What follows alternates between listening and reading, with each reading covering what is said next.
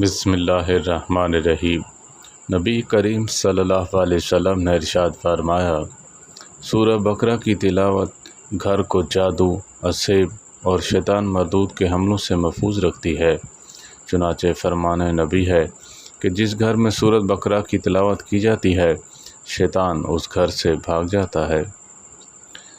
حضرت ابن عباس اور حضرت ابو ہریرہ رضی اللہ تعالیٰ عنہ سے روایت ہے کہ نبی کریم صلی اللہ علیہ وسلم نماز جمعہ میں سورۃ جمعہ اور سورۃ منافقین کی تلاوت فرماتے تھے۔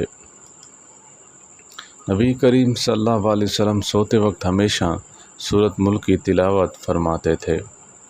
حضرت ابو ہریرہ رضی اللہ تعالیٰ عنہ سے روایت ہے کہ نبی کریم صلی اللہ علیہ وسلم نے فرمایا، قرآن مجید 30 آیات پر مشتمل ایک سورت ہے جو اپنے ساتھ پڑھنے والے کی سفارش کرے گی حتیٰ کہ اسے بخش دیا جائے گا۔